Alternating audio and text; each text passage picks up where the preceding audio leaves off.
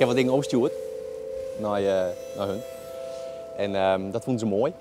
Ze houden van bijlen, ze houden van een doelsme, dus dat is mooi. Nou zien hoe we dat in elkaar voegen kennis is, man. Ja, ze kwamen kijken binnen en die man die dat merkt gewoon, ze binnen in trance op het hinder en ze kennen alles. Dus juist niks wat ze doen en hij kan op in een plak doet hij van alles. Dat is jeetje jongen, dat is gewoon zo uniek. Dat is echt geweldig.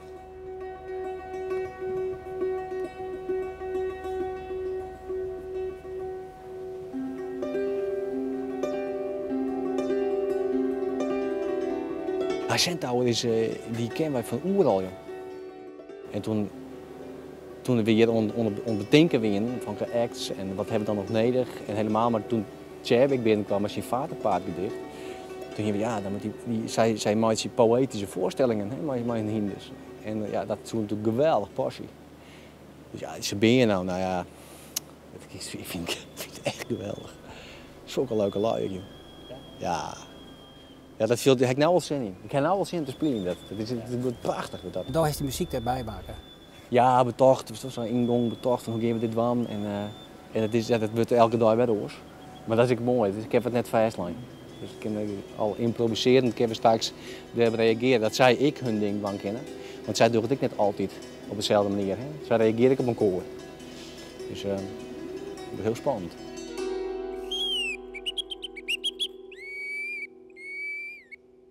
Yeah, I make a loop live with my loop station over there with the bells in the beginning, and then also there's a very soft loop on tape, and it's like this. And then there's one climax thing with another dulcimer part, you know, and bass notes, and she's playing the bass notes live, so we have to practice that one.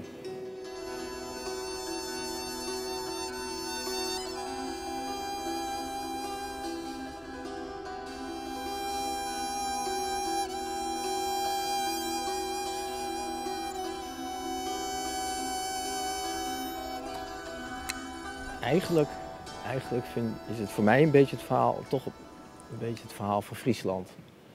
Hoe Tjebbe daar tegenaan kijkt en ons daartoe inspireert om de passie, de poëzie te vinden en te koesteren. Wat zo bij de Friese paarden past. Wat zo misschien ook wel bij Friesland past. Wat zo bij een mooie gedicht past. En wat bovenal fantastisch past bij de muziek van Nienke en Sietse.